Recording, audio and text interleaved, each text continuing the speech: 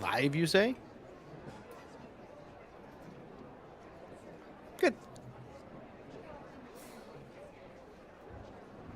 That looks good. Look at that. That's us. Hey, Hapa. How are you, man? Cheers to you, friend. I'm good. It was a long day. One of those you're glad to get behind you. Have some straight up whiskey. It's a Tuesday, yeah. Today is in fact Tuesday, yes. It is November the 7th, 2023. And this is episode 10. Name of this particular podcast is going to be Straight Up. So, yeah, I'm excited to be doing this. Excited to be hanging out with you, and I'm definitely having some whiskey straight up. Having a little Michter's. Ooh. I got some Garrison Brothers single barrel. Yeah, you went to an event out there, right? Oh man, I tell you what, I've been to. I love touring distilleries and breweries and stuff like that, and kind of because I like seeing the science of it all, like how it goes from being literally a bowl of grain or corn, whatever, and turning it into a spirit. Like that to me is just the coolest thing ever. And so I love more so touring small places because I feel like they tend to show you a little bit more and it's a little bit more personable. Garrison Brothers out in High, Texas is definitely one of those places. It's the oldest bourbon distillery in the United States outside of Kentucky. Is it really? I didn't know that. Yeah, it was the cool. first bourbon distillery to open up outside of Kentucky as well, which was why it's, I mean, that makes sense, right? It's the oldest. But it's still operational, right? So it's the oldest and it's still operational, right? So that's cool. Yeah, and I think they bottled their like 300,000 bottles or something like that. Something crazy. Crazy. And it's all done by hand. Like everything's done by hand, literally. And all the corn and barley and all that is grown locally here in Texas, and everything is local. So that's something else I think is kind of cool because a lot of places they'll import the grain or whatever, you know, and do all that. So, and anyway, you're a bit of a local farm to plate kind of guy. Yeah, I could support that, man. And I'm in the same boat, right? We have it's interesting here in Birmingham. We have a learning farm. By the way, this is not what we plan to talk about. Anyone listening? Yeah, we're totally veering off. Yeah, well, we had. I haven't even done an intro yet, so. But we have a learning farm here, and it started. It's called Jones Valley, and it started because that was the original name of the valley that Birmingham was kind of sprouted up in. It was called Jones Valley, and so there's this Jones Valley farm, right? And they have students from the city schools come in and learn agricultural principles and how to grow things. So there's this farm right in the middle of the city, and it was, they tore down some stuff. They made this farm, and there are restaurants who source all of their food from that farm. And that's fantastic. Every time I get a chance, if I'm making a choice between a restaurant who does that and one who doesn't, I will choose the one who does. And beyond that, of course, it's Alabama. We have a lot of agriculture, so we have some restaurants who do go to the trouble of making sure they forage locally or they do whatever. And it's always it's something about it, man. It's just a better experience, you know. I think it just overall, like everything, the taste, the quality of the food in general. And I would think, I've obviously never owned a restaurant or anything like that, but I would think if I owned a restaurant and I knew that I was supporting local farmers, that I would feel a little bit better about the product as well. You know what I mean? Yep. So, I don't know. Yeah, I agree. So it definitely is worth it for sure. But. It is. So tonight, Hapa, let's talk about what we're going to have going on. Again, I mentioned it was November the 7th, 2023, year of our Lord 2023. We are currently live on YouTube. If you're catching us on podcast, you can always catch us over on YouTube. When we do these live, we tend to do them on Tuesday nights. Our goal is every other Tuesday. That's not always how it works out, but we do them on Tuesday nights. You can watch us live. We will interact with you in chat occasionally. However, we try to limit that unless it's going to contribute to the podcast itself.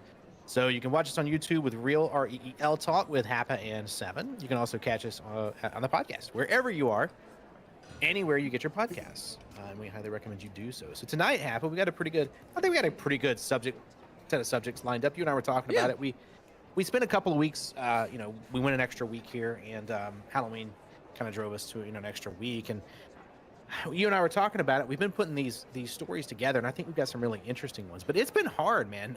It's been hard the news cycles that are going right now cover a lot of things we're specifically not going to be talking about, right? We're not going to talk about them not because we don't care about them, just simply because that's not what life is all about. And we're going to talk about some things that are probably missed as second page news and third page news at this point. So I'm excited about that. We're going to talk about NASA has retrieved some samples from an asteroid, which is just the whole concept of that is mind blowing. So I've got some good notes here. Some scientists have witnessed, I guess is the right way to say it, an 8 billion year, what they think is an 8 billion year old radio signal, which is really cool. We're going to cover, some scientists doing some really interesting science, or do we get life recall when we're passing, as human beings, when we're departing this plane?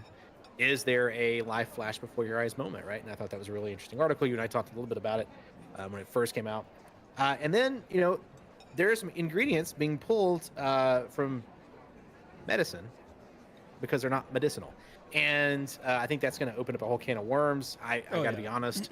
When I dove into this one, I read into a lot of the different research and all these, and I was like, oh my God. So it was a really interesting read. Then we'll obviously talk about what we always do, which is what you watch in Hapa. We'll talk about what I've been listening to, what we've been playing generally together. And then we'll end up with some of Hapa's rules for good living, man. And I'm excited. So all sound good before we get into a lot of those subjects, though, I was looking at our analytics, and I expected the majority of our listeners to be in the U.S. obviously, because we talk mostly about stuff here in the U.S. Because that's easier for us, because that's probably where most of our knowledge base is. But it actually has blown me away how international our community is. An international man of mystery you are.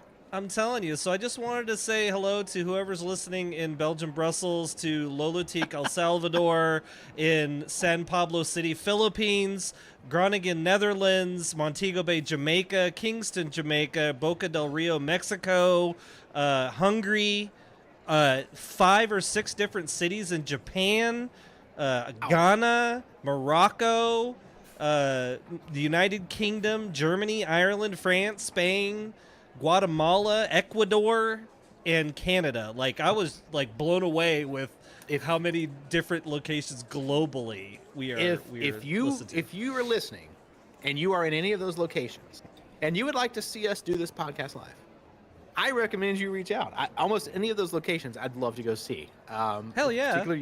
Particularly you folks in Jamaica, right?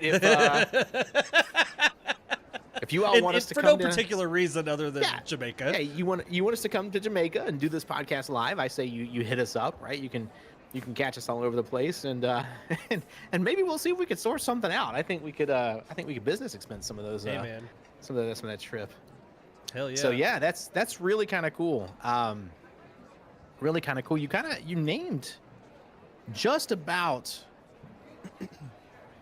you named almost every continent, didn't you?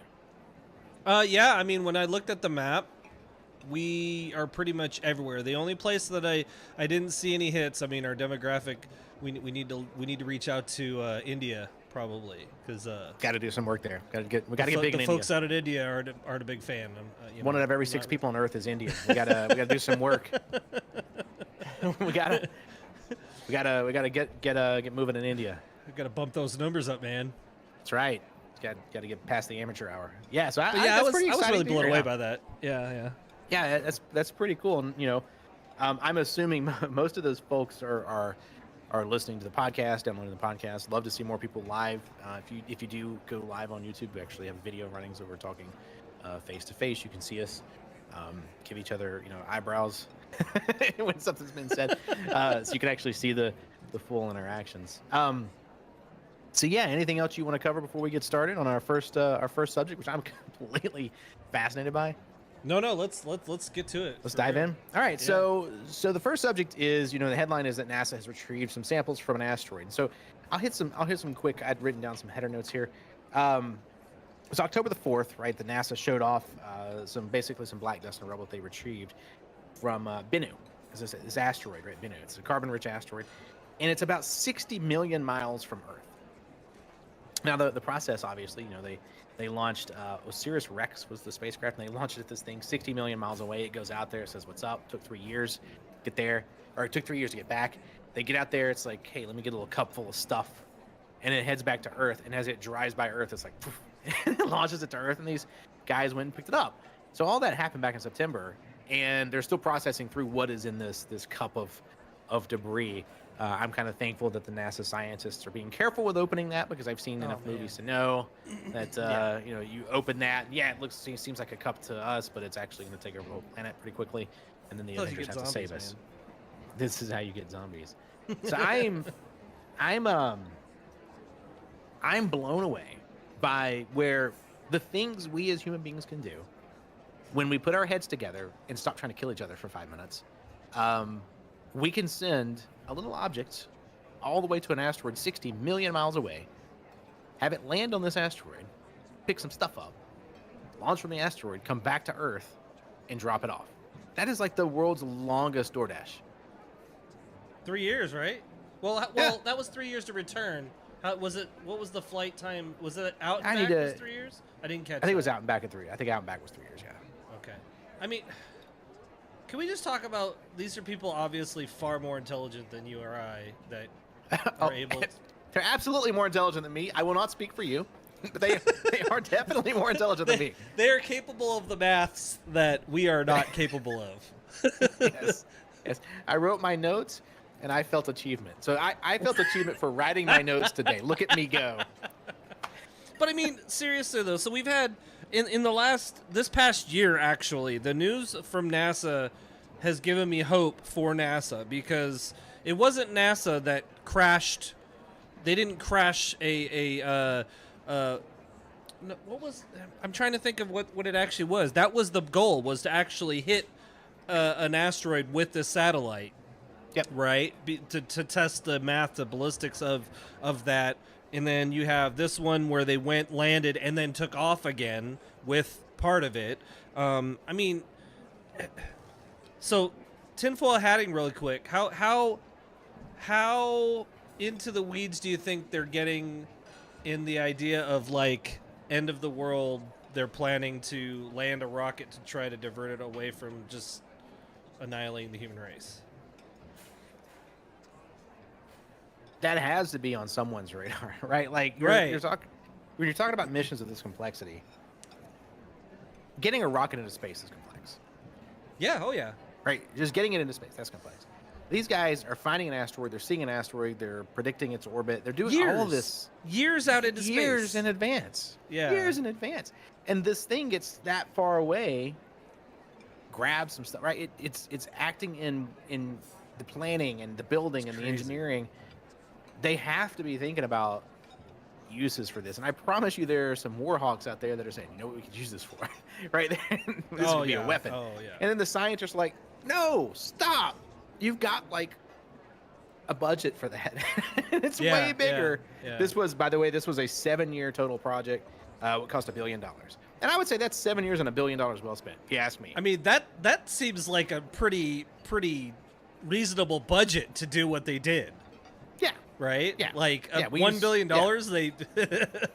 Yeah. That's Seems like crazy. they're operating fairly efficiently, given the outcomes they're generating. Oh my goodness! That's. I mean, if the rest of our government operated at that efficiency, we'd be time traveling by now.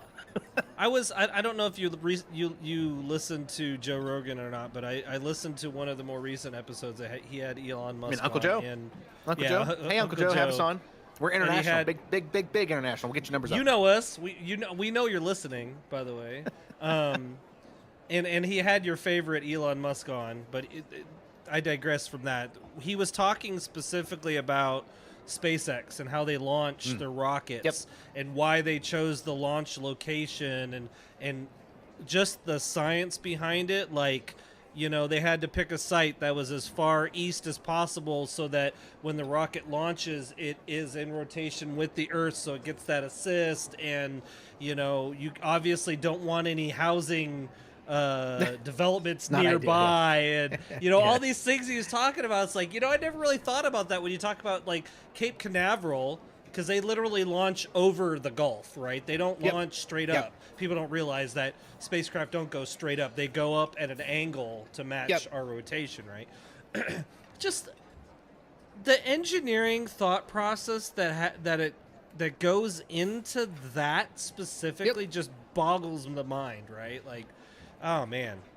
Oh, it's unbelievable. And the fact, so someone sat down at some point and said, "There's an asteroid. Let's go land on it and grab some dust." Right? And someone else was like, "I'm in." That was like, "Let's go." You think he was sitting there with a slide rule, like doing some real quick calculations, and he was like, "Yeah, we can do that." Yeah. I'm in. I mean, it was a couple of whiskeys, guys on the podcast. What do you think that's going to cost? Probably about $1 billion. Call it $1 billion. There's no way you could do it for that. Yeah, challenge me. Guys out there with he's welding it himself, super glue, like Gorilla Glue and stuff together. That's so. It's just nuts, man. And you look. I still feel like we're underscoring because you not only launched from here, a rotating marble in space, then you shot this thing out into space at this other thing that's moving really fast. Yeah. You made them connect without destroying the spacecraft, and then managed to get it to launch again and make it back. Like, come on, man. So it's interesting you talk about. I don't know how many people follow. We're both into science fiction. We both care about science and space travel. All these things are important to us. So we've spent some portion of our life reading up about them, learning about them. I don't know how many people realize that you assume that there's weightlessness in space, and there's not. Right? You're actually falling. You're in Earth's gravitational pull. So when something is in orbit, it's falling in elliptical near misses. Correct. Yeah. In orbit, and so they launch these things, and they move between gravity fields.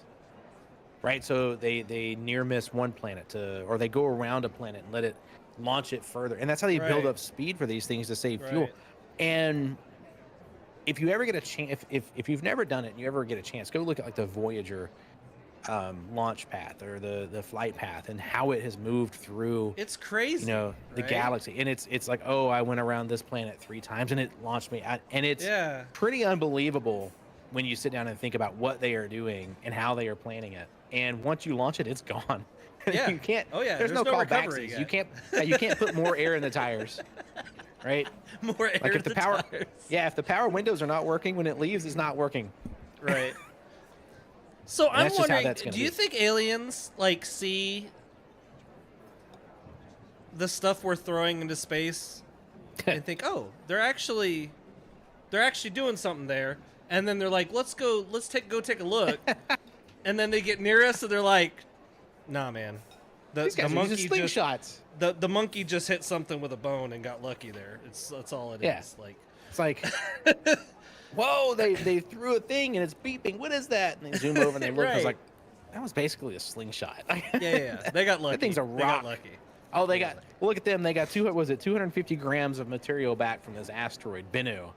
Big whoop-de-doo. Yeah, they're like, whoa, way to go, guys. They're calling home. It's like, you got nothing to worry about. You got nothing to worry about. Make sure you guys lock your doors when you travel through that solar system. They're 1 point. That's actually, that, and that is one of the theories, right? When you talk about why we've not witnessed intelligent life in the universe, because mathematically it almost has to exist. And one of the theories is that they're there, but they're smart enough to avoid us. Yeah. It's like Earth, Centauri Prime, Omega 1, and they're like, let's take a right turn and go around real quick. Yeah. Mm-hmm. I'm not going through there. You want to avoid that neighborhood. Yeah.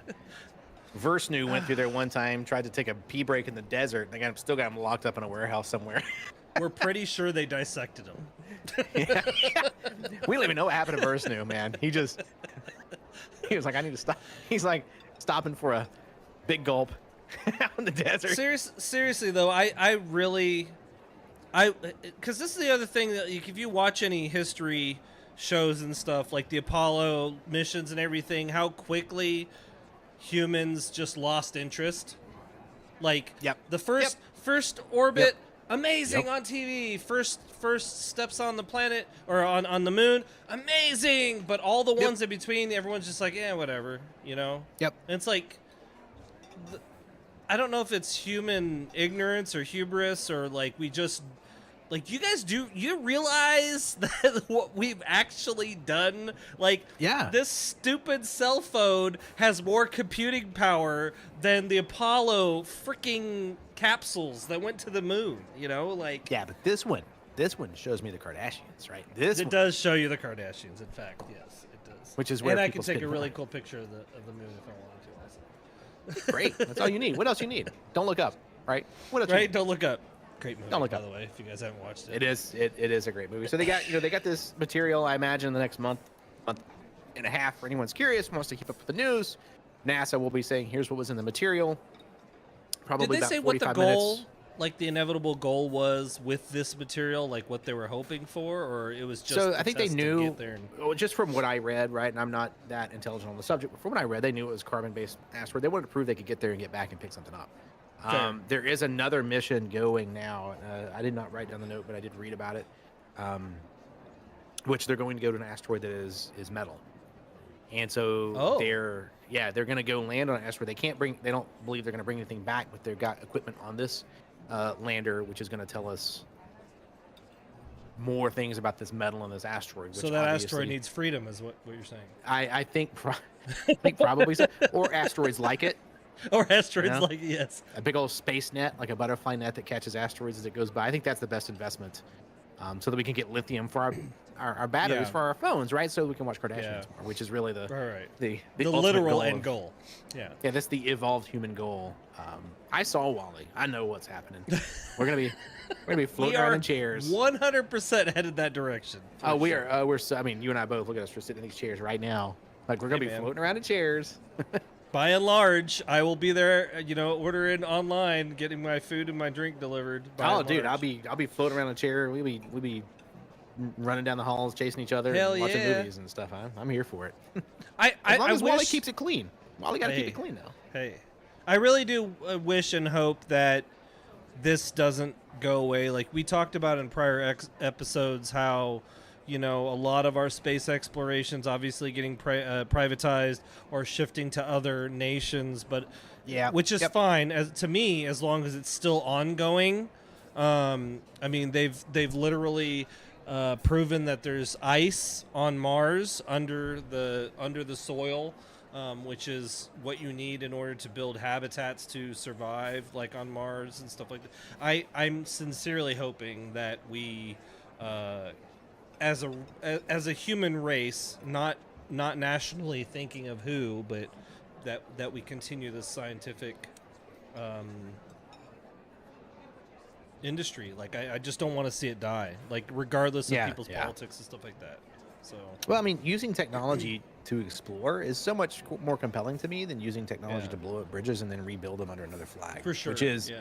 where most of our technology these days goes, right? Is into that. Like if you look at the budget differences between weapons, right, development.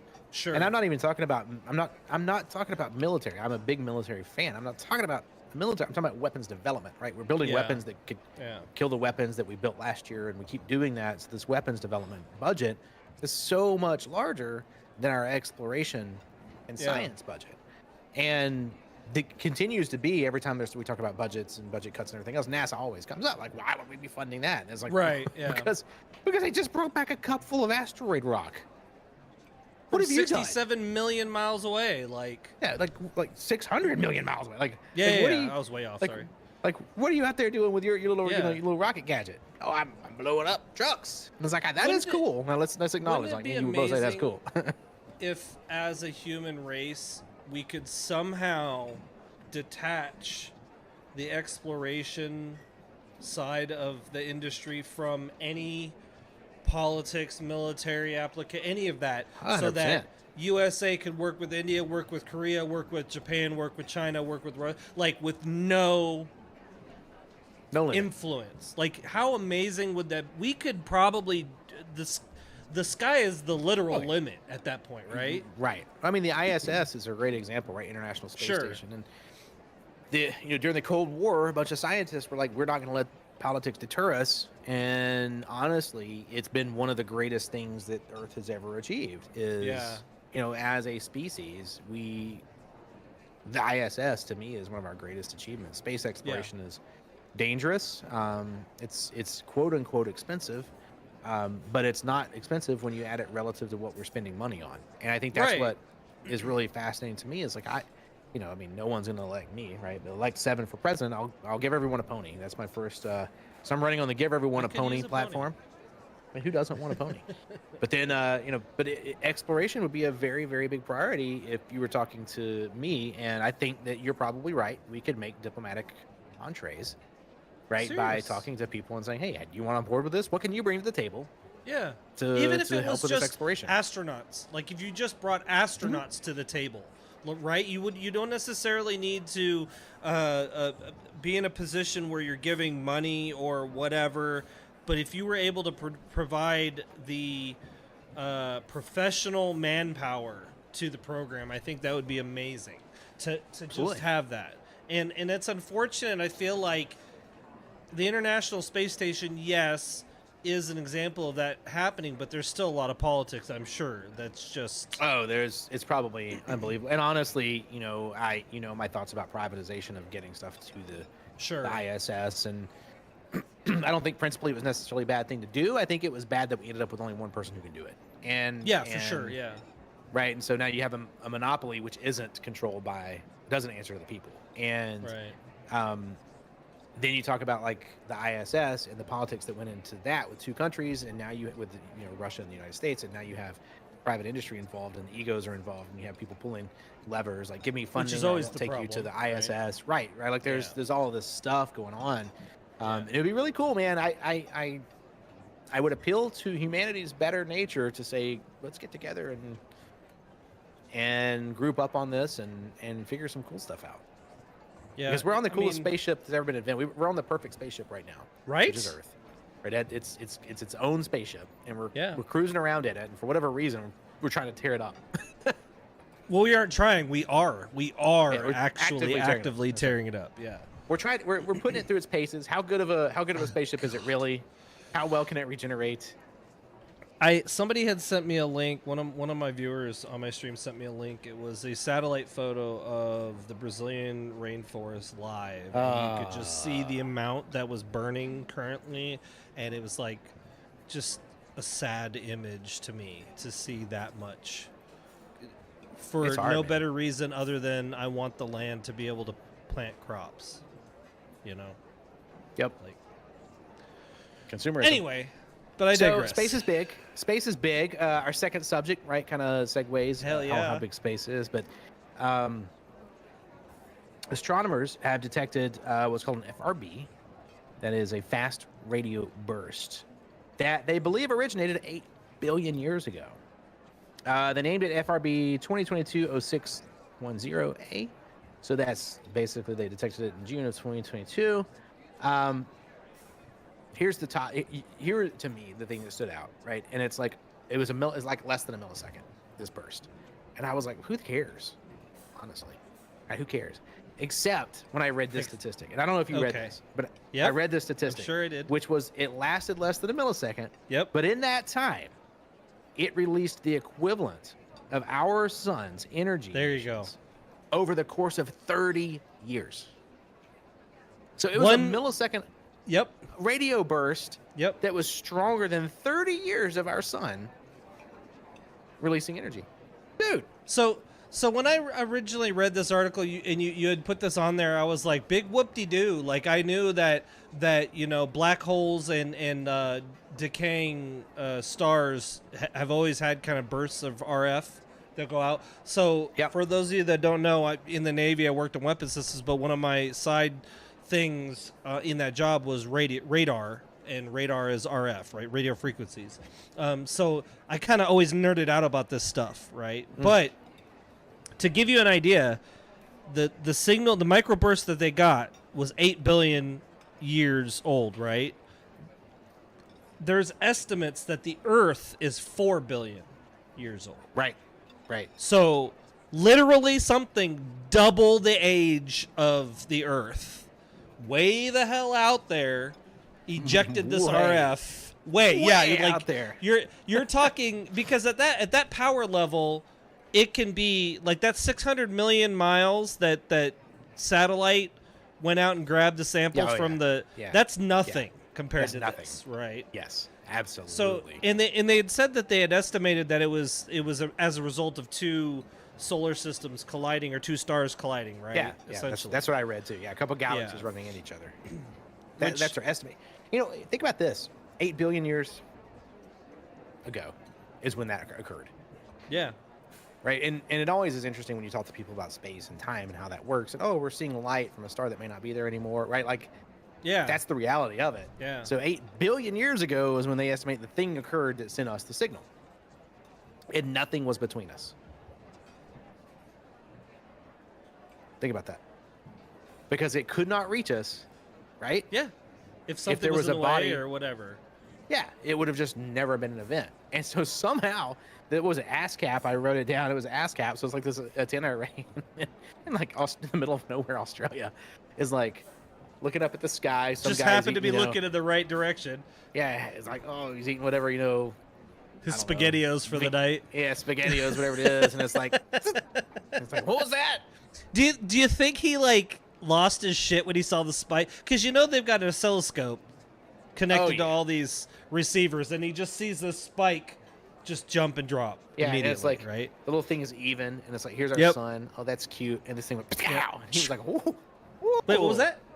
Oh, I like Can you that. imagine Yeah. if he was like reaching for a napkin or something and he completely missed it? Oh, well, and how many have we missed, right? Because you have to, I mean, the things that have to occur Yeah. for us to have witnessed it is we have to be pointed the right direction, Yep. right? The antenna has to be in the right spot. Nothing has to be between us. All these things have to occur. It's pretty amazing. It's an amazing thing. And the energy ejection, if you ask like me. you said, 30 years worth of our sun's burning energy.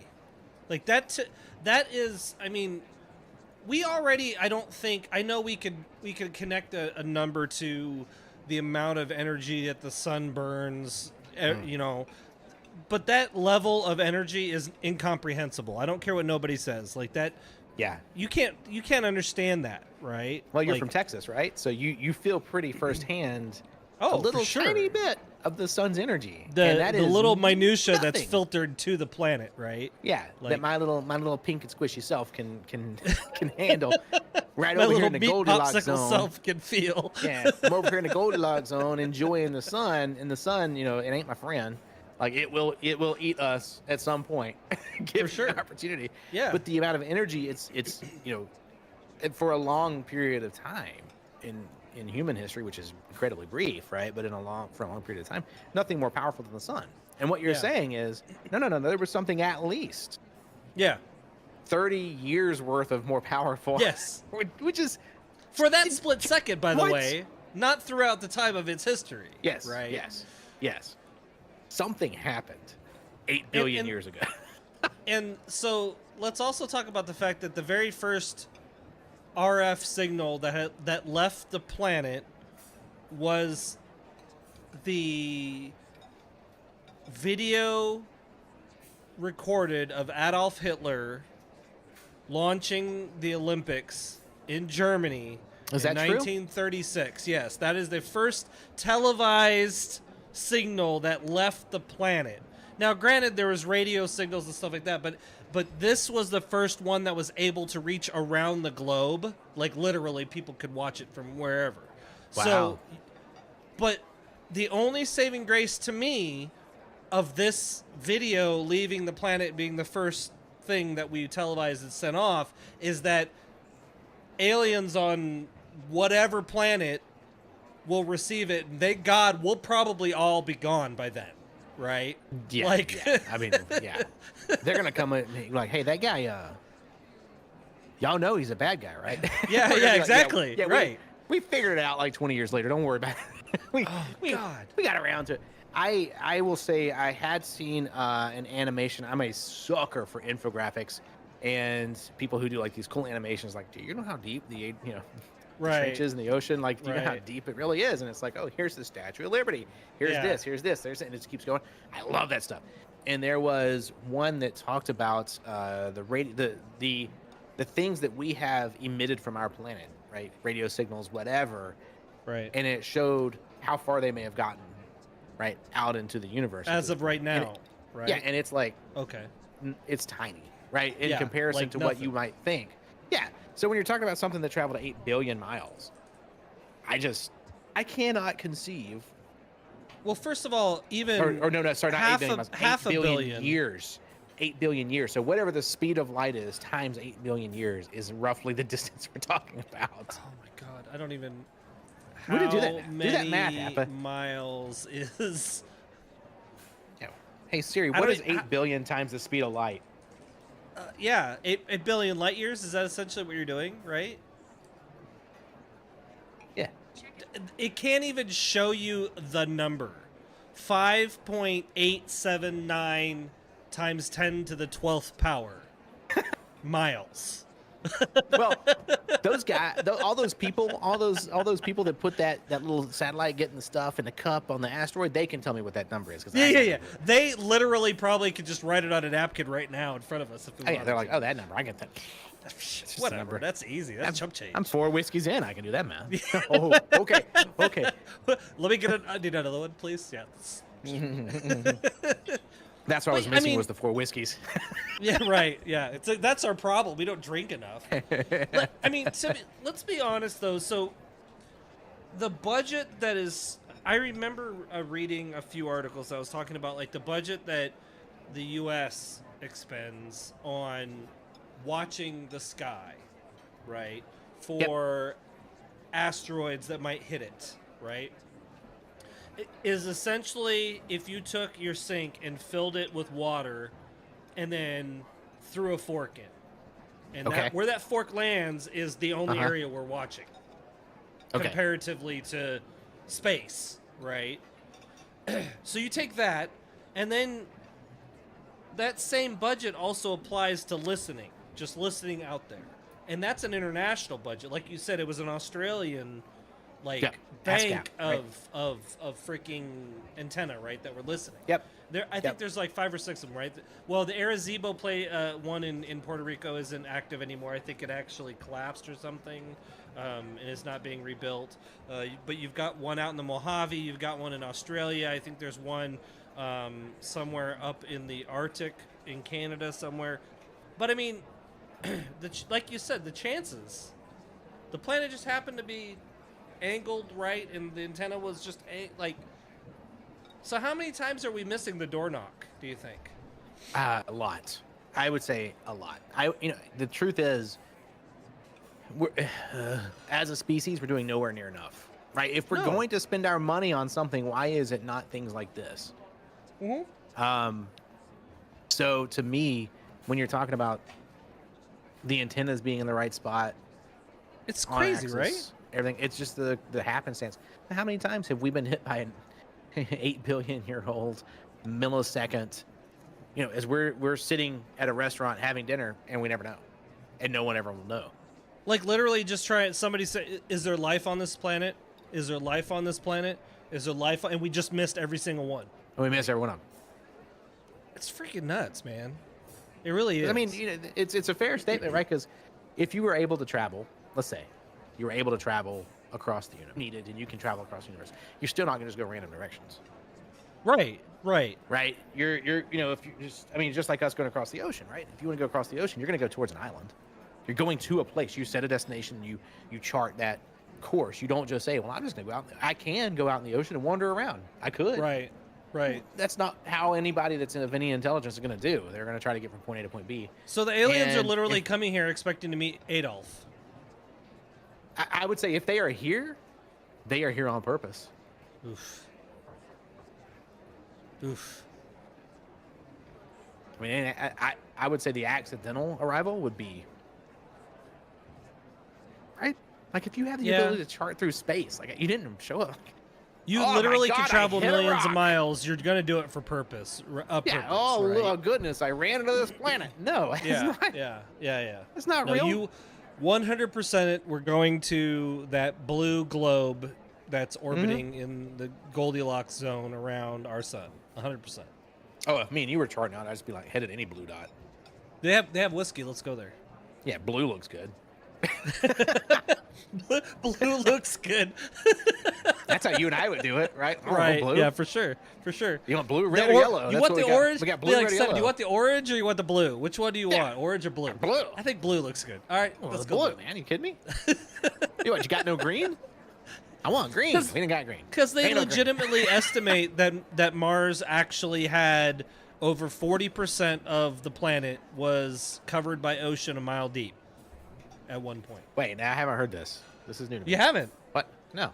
So they know for a fact that under the dust and dirt on Mars, there's frozen liquid water. They know for a fact now.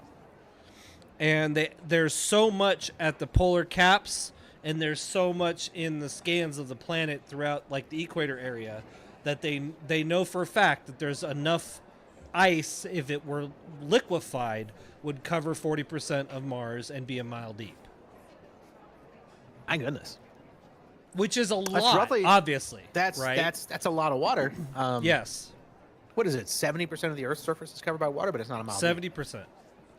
Well, 70% is more than a mile deep. On Earth, most of our oceans, when you get to the depth parts, are miles deep.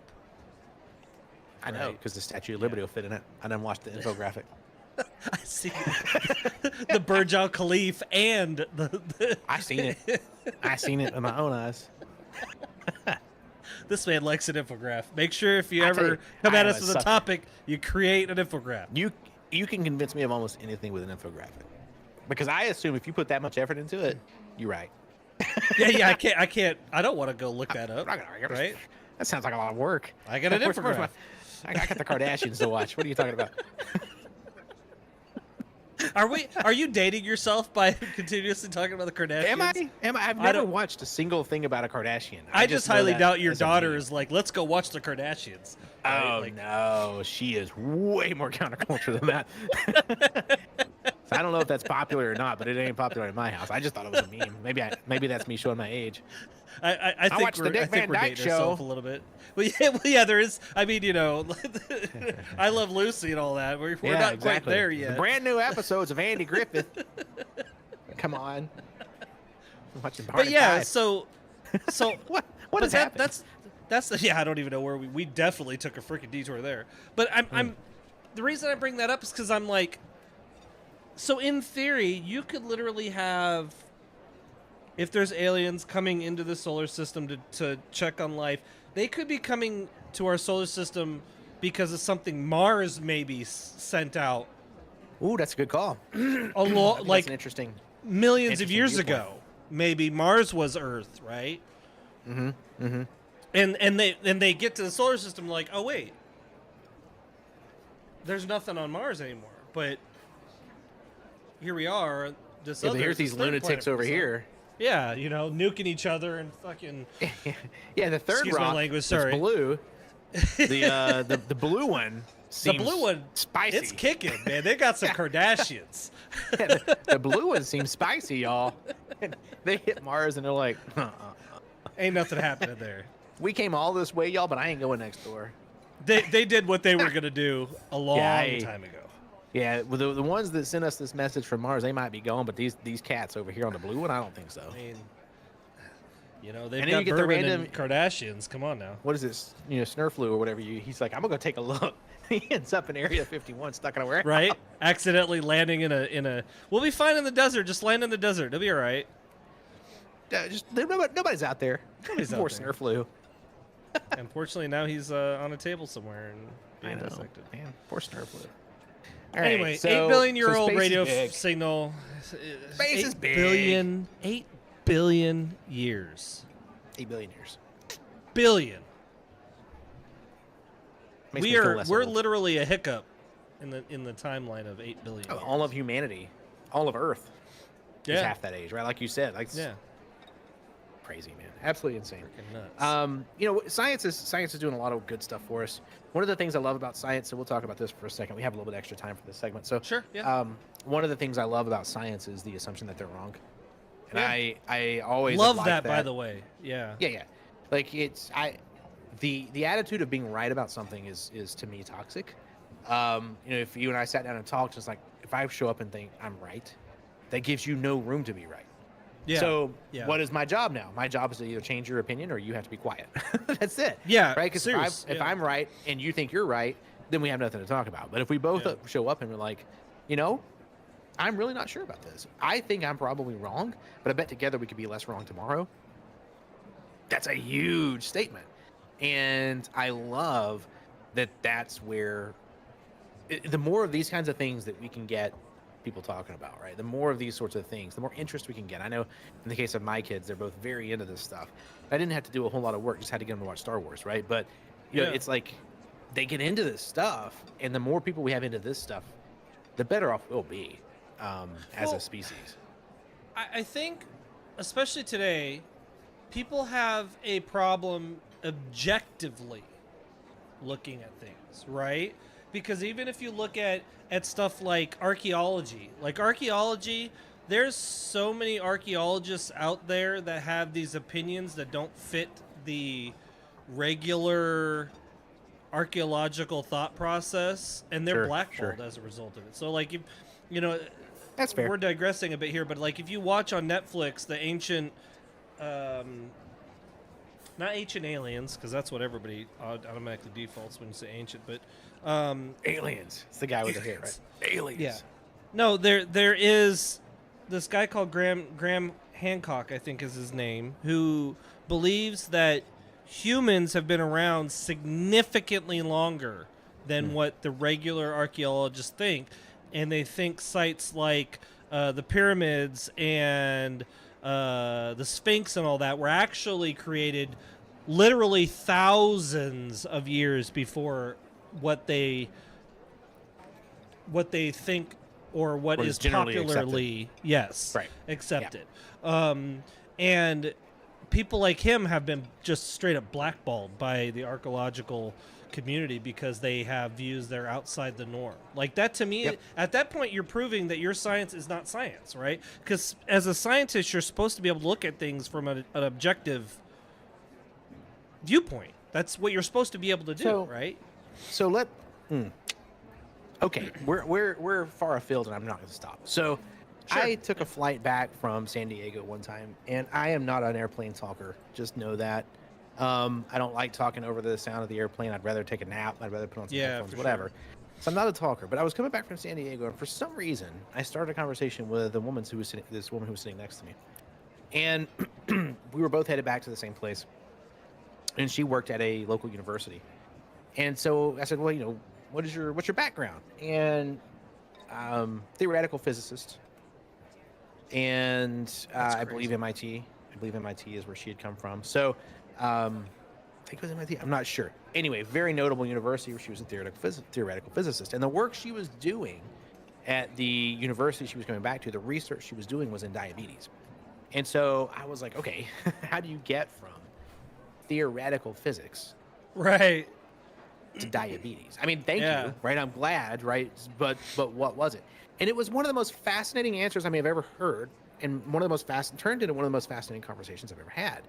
And she said, I actually worked in theoretical physics for quite some time. And I was obsessed with finding the beginning of the universe. And that was her obsession. And so she spent all of this time trying to look. We're talking about finding a signal that's 8 billion years old. She was, I promise you somewhere, this human being was excited about that. Yeah, Very excited. But what she said was, what I realized is even if I could see the beginning of time, I couldn't see beyond it. And so there was no answer. She said there was no answer waiting. Yeah. And I was like, that blew my mind, right? Because she had come to the realization after working in that field for some amount of time, she was like, there's not an answer waiting. It's all questions. Yeah. So even if I achieve everything I've ever set out to achieve, it's just another question. And so that's a true scientist at that point. 100%. And that has stuck with me because that's what you're actually looking for, is not the answer. You're looking for the next question. Yeah. And some people are not designed for that, and some people are. Well, she moved up to diabetes, and from what I know, she's doing great research in the diabetes area and helping lots of folks. But I wonder if that has always stuck with me. People lose that because of greed. Because, like Rita said, if a a lot of people's books would become obsolete. Mm-hmm. And so that ends up being 100%. a greed thing. And then at that point, you're not a scientist, though. You're just trying to make money, right? Like, man. Or you're just trying to say science is your religion, right? It's your form of rightness. Oh, yeah. Yeah. 100%. Like it's, the earth is flat. Yeah. No, the earth is not flat. The earth is round. Heretic. Or Yeah. earth is not the center of the universe. Heretic.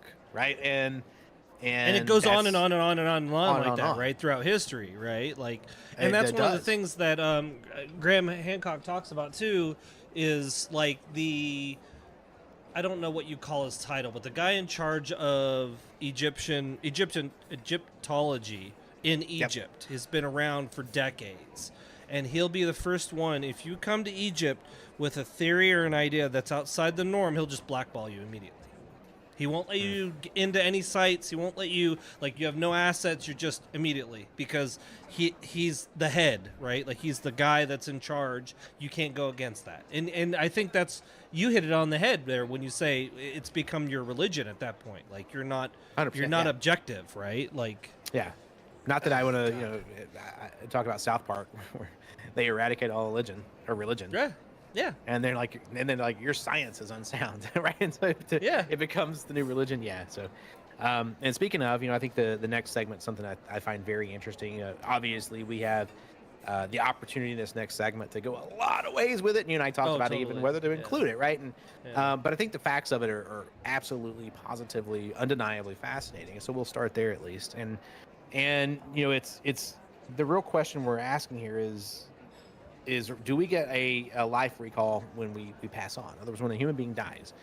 Yep. You've heard people say, "Oh, my life flashed before my eyes." You've heard that, and for the first time, there were a group of scientists and doctors who were monitoring. I think it was an 87-year-old. Let me read this. I wrote it down. Yep. 87-year-old patient, and this patient had epilepsy, and so what they were doing is they were using an EEG and they were monitoring this person during their seizures to try and figure out, hey, what brain patterns are occurring. So this was the first time, like, this person was really, really hooked up.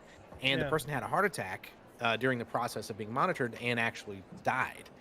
And so this was the first time a human being has been that hooked up to that much monitoring for brainwaves at the moment, and died in the process, right? Yeah. And they witnessed some things. What they said, and I'm gonna pause here and let you take this from here, but they witnessed some things that they only could describe as similar to dreaming. Yeah. In that moment. So they saw the portions of the brain. How to word this? The activity in the portions of the brain where you would be doing memory recall, or you would be doing responses to memory, being hyperactive at the end of it. And I've actually read a few scientific studies that have talked about that specifically. Like, as people are dying, the brain is supposedly far more active than you would expect a brain to be, like, as you're heading out.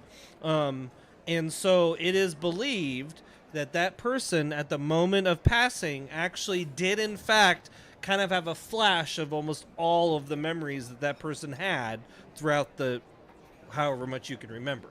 And that, to me,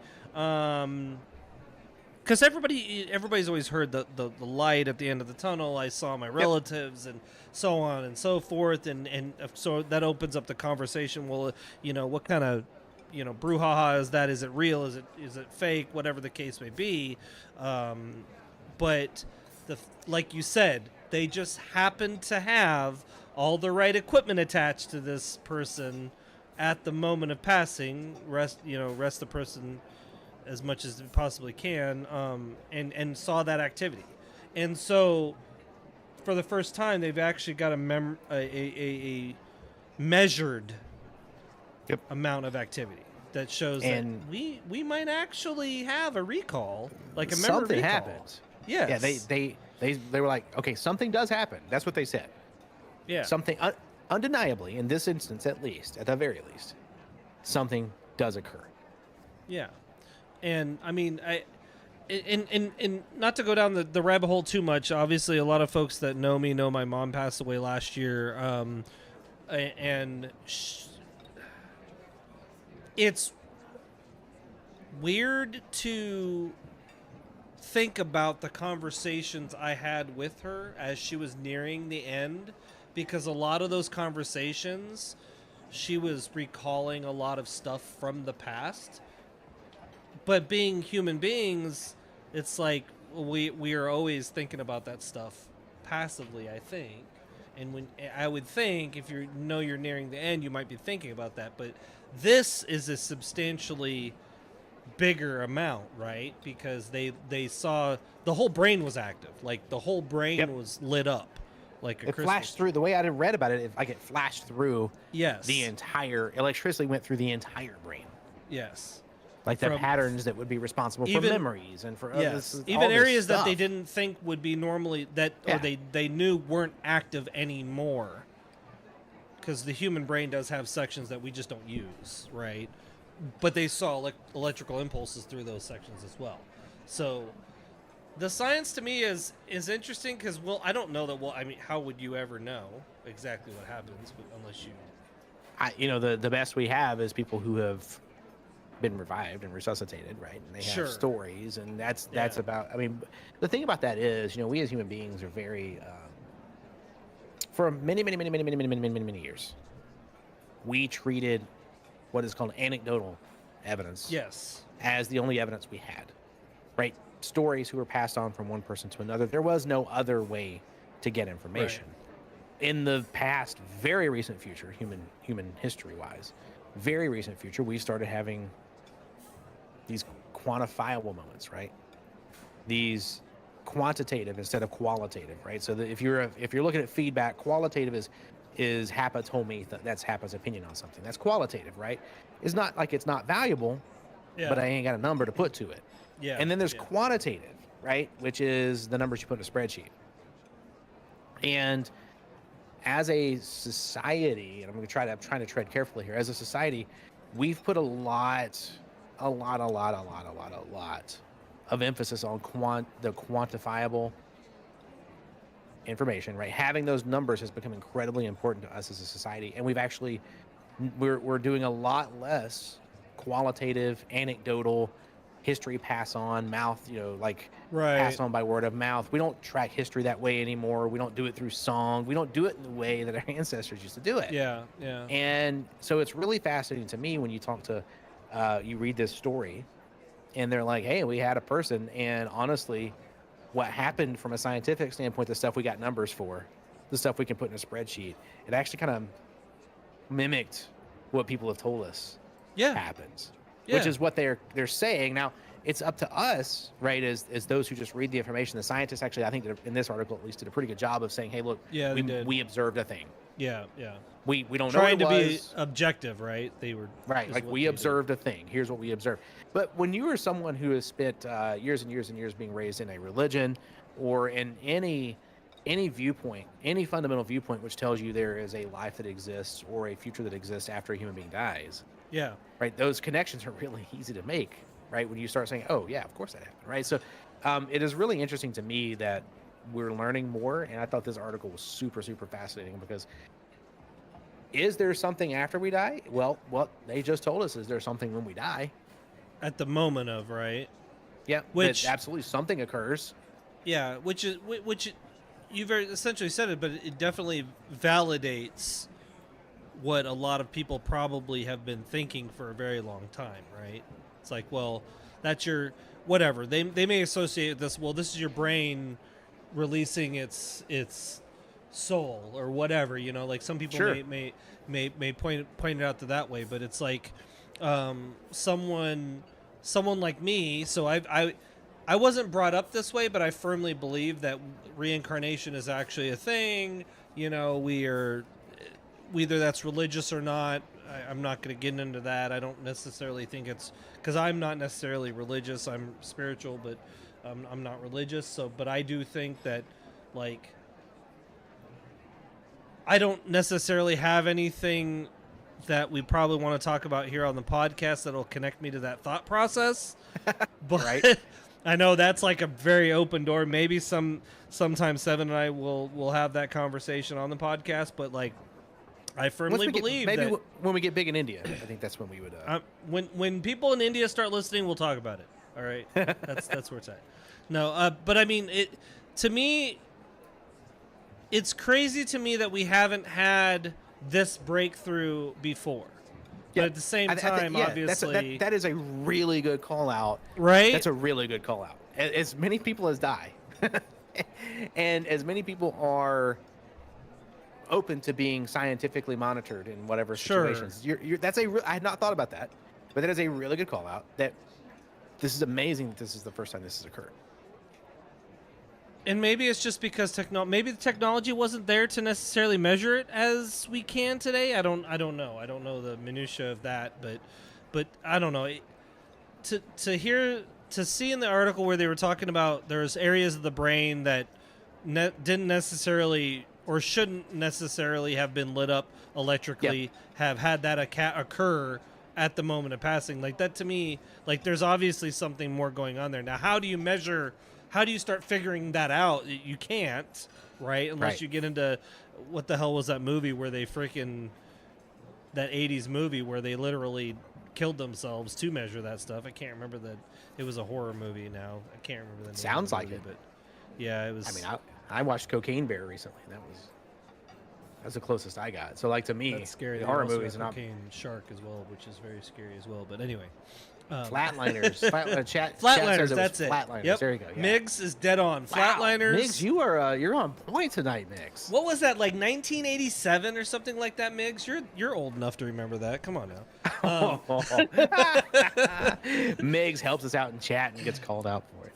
But Again, if you guys ever want to participate in chat, watch us on YouTube. We're watching. We got Rita and Miggs hanging out with us tonight. So. we don't necessarily always respond, but we definitely see what you say. So that's a definite helpful. So.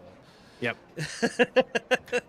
But I mean, it blows my mind that it's 2023 and we just now have had the first time where we've measured this, right? So I can't imagine too many family members being okay with the idea maybe of having their family member attached to a bunch of equipment like that. So maybe that's why. But yeah, it was just interesting to me to read a lot of the details when they had talked about the I moment am fascinated.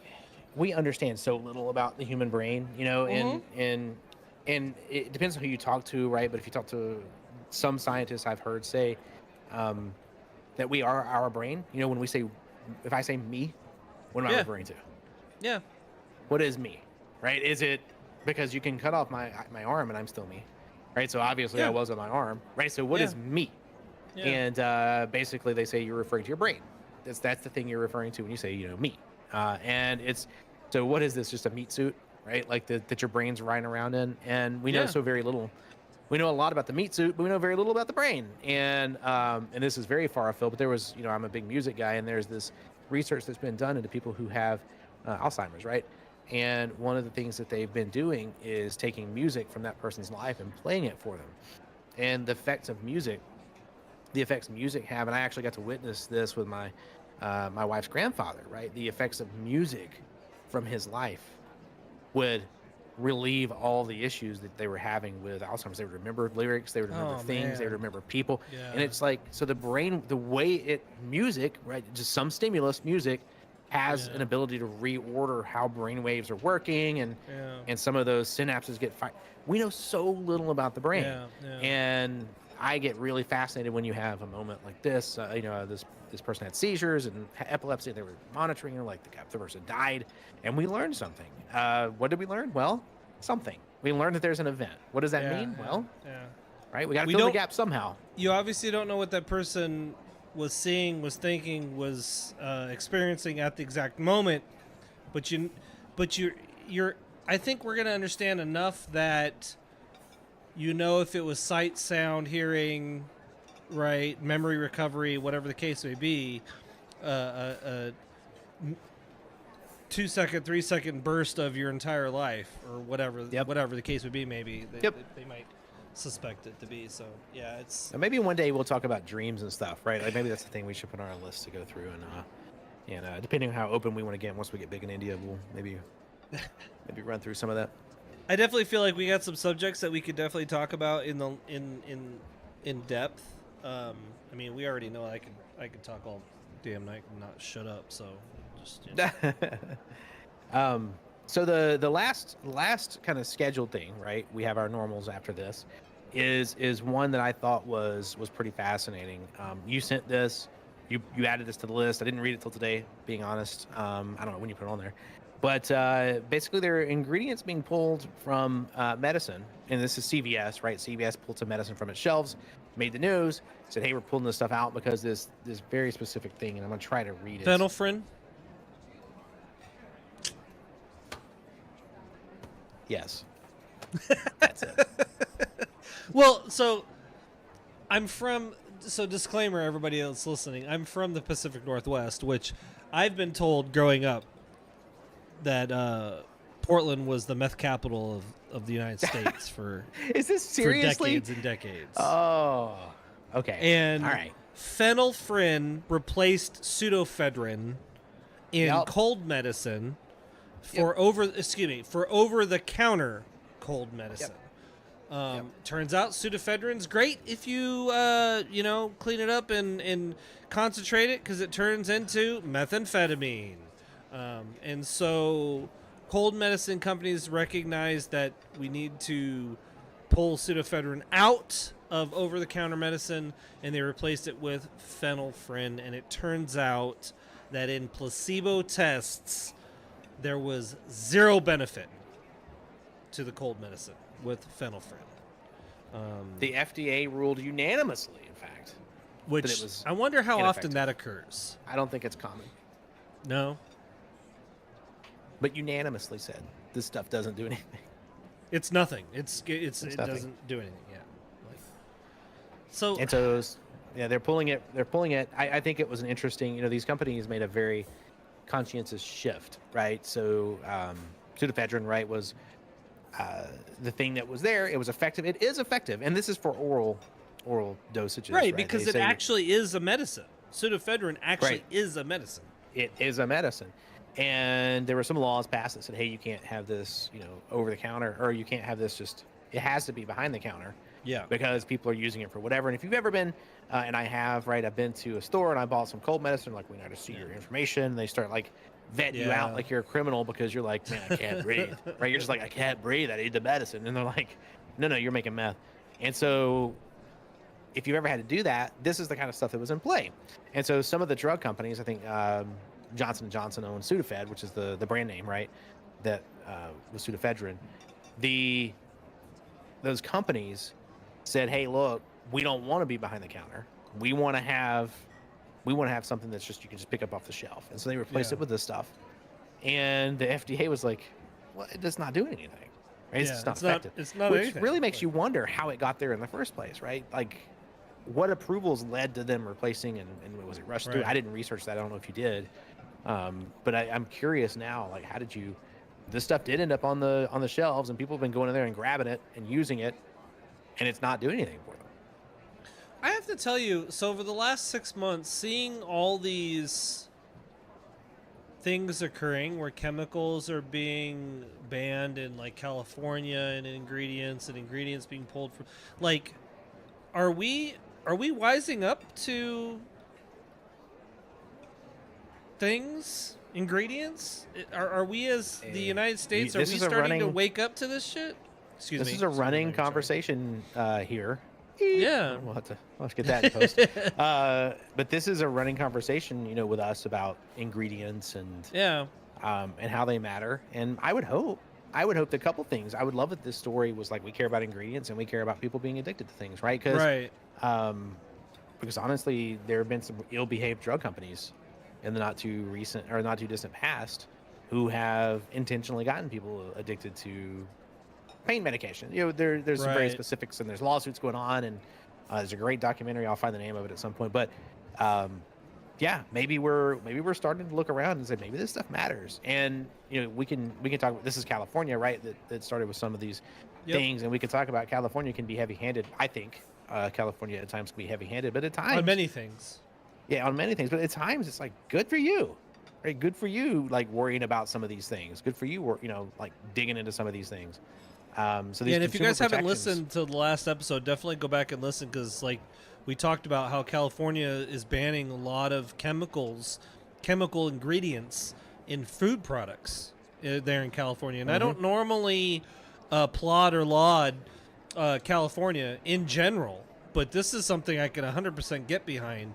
You know, if there's chemicals in food that is not naturally occurring ingredient, I'm okay with that being banned. And this is, you know, CVS removing this stuff from your cold medicine because it's literally nothing, or it's something, but we don't know what it does. I mean, that I can applaud that.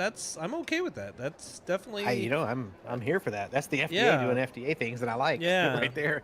Yeah, That for one sure. I'm good with. You know. Oh, there's something on the shelf. You know, I've had. Have you ever used Afrin Oh yeah. nose spray? Yeah.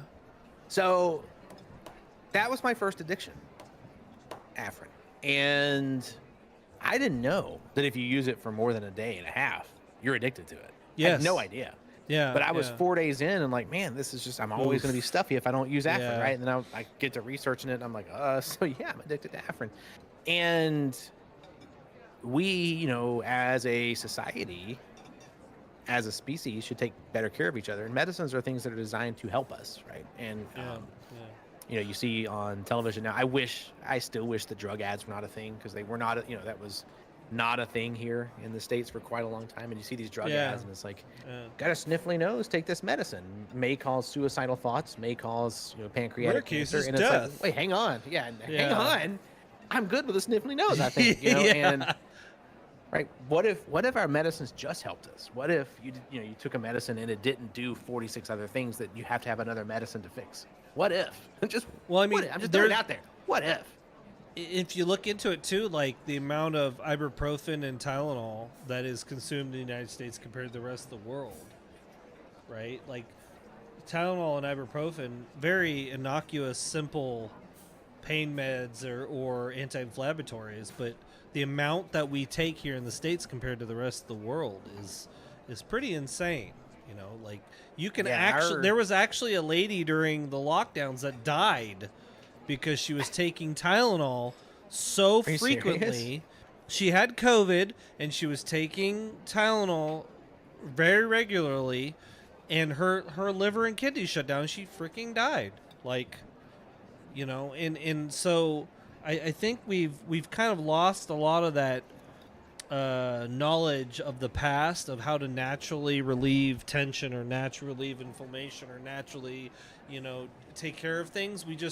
There's a medicine for it. You know, I've got an ache and pain. There's medicine for it. I've got an earache. There's medicine for it, right? It's a good point, and it might be. I know it's a thing that you're into, and you and I talk about this quite a bit. We never talked about it on a podcast, but that's something my family and I, you know, we care about too. My wife in particular. The answer is food, guys. Yep. A lot of times, Yep. right? The answer is the food you're taking in is causing Yep. this or that, or doing Yeah. this or that. And if you've got this or that, eat this way, and it can help. So, medicine is nothing but plants for the most Yeah. part, right? Like it's stuff that you can get other ways without the side effects. And it does take a little extra responsibility. It does take a little bit extra time. It takes some extra effort. Not as easy as a pill most times, but I will tell you, it's also usually more effective. Yeah, yeah. I mean, and like, you know, Rita knows this. For me, it's like an anti-inflammatory. I know when I'm off the wagon, as it were, with anti-inflammatory diets or whatever. I start feeling a little more pain or whatever. I need to up my ginger intake, or I need to start eating more garlic and ginger, like that stuff. If I have it naturally in my diet, you know, my neck and my back don't hurt as much. You know, I don't need to take Motrin on the regular, because when I was in the Navy, you know, the Navy has the joke of vitamin M, which is Motrin. Motrin and ibuprofen is the same thing. You know, the Navy for years pushed 1,000 milligram Motrin on me, which anybody in the medical profession, if you know what 1,000 milligram Motrin is, if you take that regularly, It's a lot. you're That's a lot. decimating your stomach, your kidneys, your liver. Like, you know. Well, the it's not non-steroid meant to be taken that much. the non-steroid anti-inflammatory drugs, right? Like that's what you're talking about, right? Like Yeah. And playing baseball as I get older. For you know, sure. playing Yeah. baseball and sports as you get older, you start taking them before your games. Yeah, you exactly. take them. You know you're gonna do something, so you prepare for it, right? It actually, I got that tip from, well, I won't use her name here, but I got that tip from a guy who played pro ball for a long time, and it was no. You're either gonna have to take 2 ibuprofen before, and your joints will not inflame. at that Yep. point, or Yeah. you're gonna have to take 4, which is Yep. 1,000, right? Yeah, Or you have to take yeah. 4 after. And he's like, you're gonna take it, so just take the 2 before. And I was Exactly. like, Yeah. you're right. And yeah, when you have a situation, the Navy is absolutely one of those where it's a physical everyday thing. You're Yeah. like, you do what you need to do to get through that, and that's not necessarily healthy. The alternative can be as Tom Brady, if you're talking about sports, as Tom Brady has shown, he is timeless because of his diet. Yeah. Right, the weight. You want to see how Tom Brady became Tom Brady? Go read how Tom Brady ate. Now, Yeah. can I Yeah. afford to do that? No, but that's how he did it. It wasn't Yeah, by yeah. taking ibuprofen, Yeah. right? And it's something people could could learn a lot from. And I think that CVS is taking those off the shelves. I think they interviewed Walgreens, and Walgreens is like, we're monitoring the situation. It's like, you're knowingly selling something that doesn't work at this point. Well, yeah, because I mean, at the end of the day, those companies are companies, right? So they're gonna be like, well, if we take it out, they may not buy our wall cold medicine or whatever the hell it is, right? They're gonna lose X amount of dollars, right? Like at the end of the day. So, but I mean, like Miggs makes a good point. In the military, you've got a physical readiness test that you do every year, and it was the same thing, like you said. Before I would go do it, like as I was walking up to the track to go run my 1.5 miles, I'd pop 2 800 milligram Motrin, Yep. and then go do my run, push up, sit ups, and then afterwards I'd be icing my knees and probably popping 2 more. Yep. It's like Yep. when I recognized that all I had to do was increase, like I would do a morning shake instead, or smoothie with turmeric, garlic, and ginger in it, and it literally had the same effect as those 800 milligram Motrin, except it didn't destroy my kidneys in my stomach. Right? Like that Right. was an eye opener for me. So I love that, and I hope maybe I'm being a bit ignorant, because I'm sure there's something else that'll replace the phenylphrine or whatever the hell you say it. That's a chemical reproduction of whatever. But like that, all these stories that we've been reading over the last few months, where we're starting to kind of keep an eye on the stuff that's not natural. Maybe, hopefully, we keep that up. I hope so too. Yeah. I hope so. I think that every generation, you and I have talked about this before. Every generation solves some problems from the generation prior, and then introduces their own. And I hope that in the last 50 years, we've done a lot of work in medicine, right? So the spike in science, we've been talking about science a lot tonight. That spike in biosciences and things like that, we've gotten a lot of medicines that have helped a lot of people. And have we gone too far in some cases? Absolutely. So medicine is not the answer to everything, but people used to die in their 30s on the reg, right? So we've gotten a lot better, and I think that the pendulum has got to swing to a degree to say, hey, okay, what's the right usage? What is the right way to use all these different medicines? How should you live your life in such a way that you don't need medicines, which is actually the goal? And then, okay, cool, you're living a solid, clean life with good ingredients, and then something's going wrong. Now you take 1 medication instead of 7, right? And that is a different. That medicine is helping you. The weird, crazy thing about our society here in the States is someone's profiting from that medicine selling. Yeah. They want people to buy it. So what are you saying? Oh, I just want people to buy my medicine. No, what you're saying is you want people to be sick and be convinced that they're sick and that they need your medicine. That is a real sketch, right? There's a line to be walked there, and I'm really hoping the generations that come after us can help. Do you with think that. it's a strictly American issue? Because I do know the mortality rate, the age, so the age that the average person passes away from natural causes is slowly increased up until about the late 80s, early 90s. And here in the U.S., it's very specific to the U.S., we've actually had a drop. It's actually dropped, the mortality age. And I think, we've talked about this till we're blue in the face, but I think it's specifically because of a lot of the chemical reproduction of a natural product that we consume here in the United States, right? Because if you look at places like Italy and the Mediterranean and areas like that have good, healthy diets and natural medicine, whatever. The Okinawans. Right. Their mortality ages are still increasing, right? While we're here in the United States, the obesity is increasing, Oh, and yeah. our age mortality is dropping, right? Like, Yeah. so Yeah, it's interesting. I think we've got some work to do there, and I have hope. Seeing my kids, I have hope seeing Sure. their friends. So I hope that we're going to do better. I really do. for sure, Um, yeah. So yeah, so cool. We are up to kind of our routine items, and so this is one of my personal favorite parts of each podcast, where I ask you, Sir Hapa, what you watching, man? So, I was kind of hoping that Rita would fall asleep at this point because there's a couple Uh-oh. shows that I've watched without her. Uh-oh. But I will watch them again. I will watch them again. That's the disclaimer. We talked And about no it spoilers.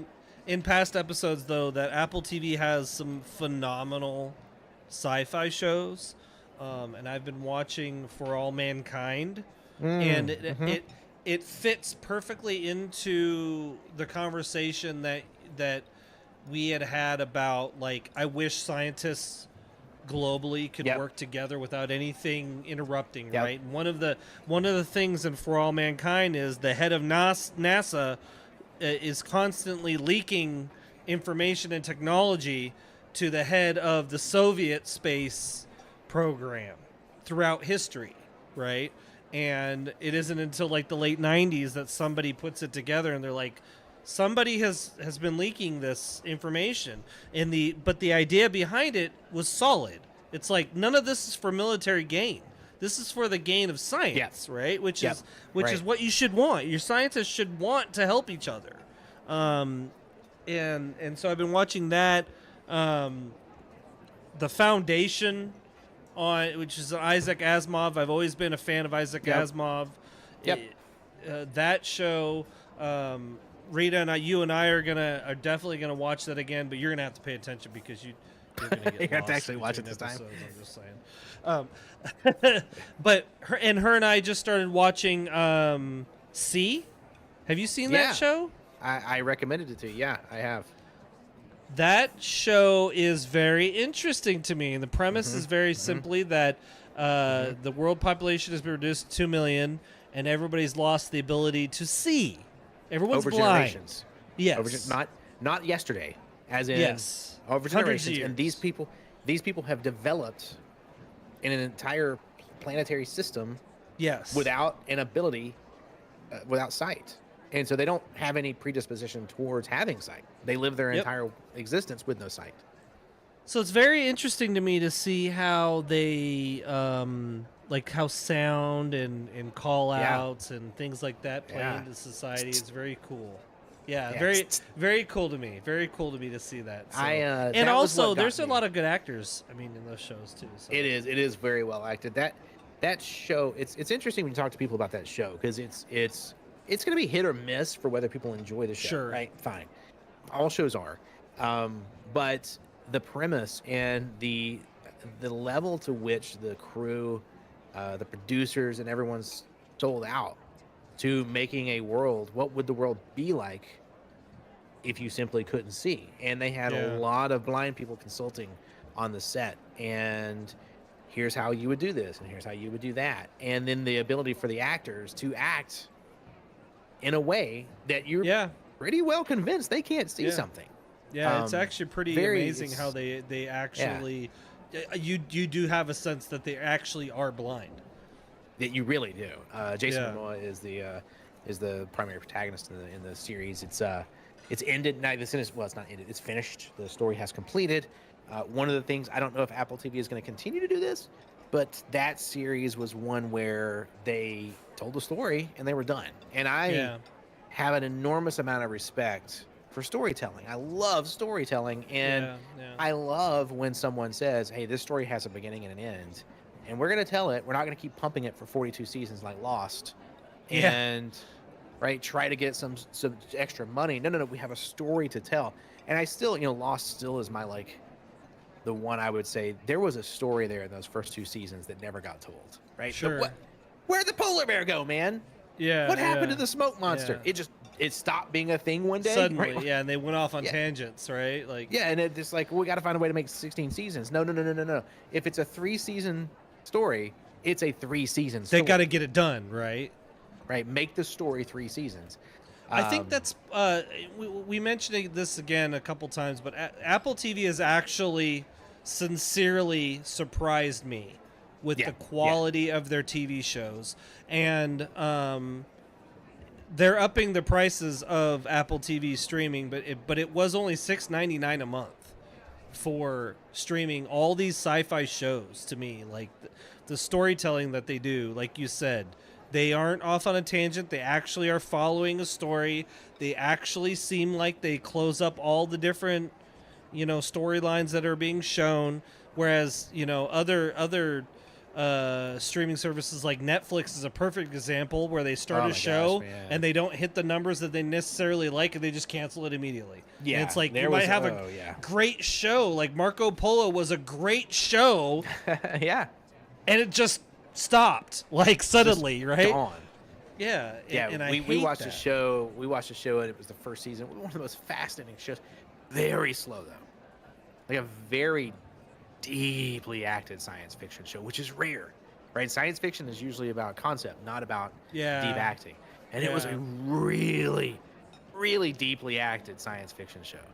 And because of that, I think A, it didn't land with a lot of audiences, like a lot of folks, but B, we loved it, right? Because it Yeah. was so different. Yeah. And yeah, they went 1 season and they stopped it. And I'm like, they stopped it on a cliffhanger. Yeah. That, That's so annoying. it sucks, right? It sucks. Yeah. And yeah, so see for All Mankind, I think I've watched the first season of that. I need to catch up. Probably, I don't know how far you're into it you are, but I'm done. I need to I'm probably waiting for season 4 to come out. Cool. So I need to catch up to you on that. I have caught up on the Foundation. That's a good Silo. one. Silo. You got to binge watch that Fantastic. one, right?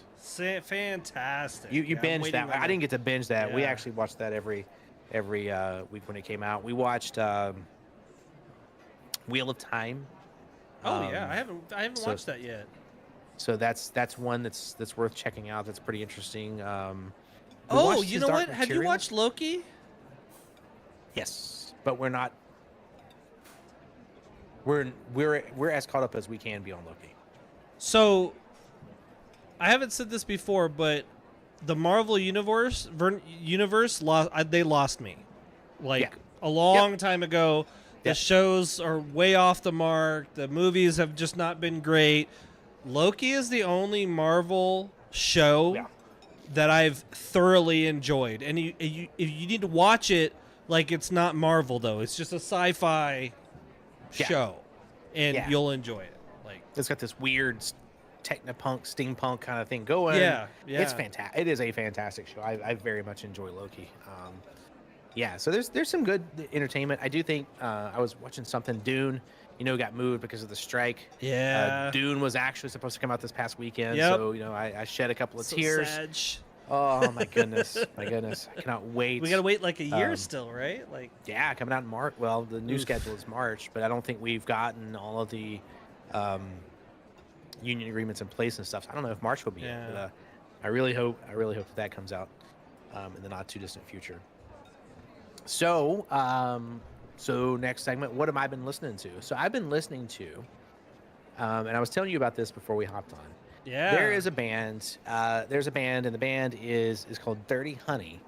And Dirty Honey, I threw this your way because I was like, their album came out Friday.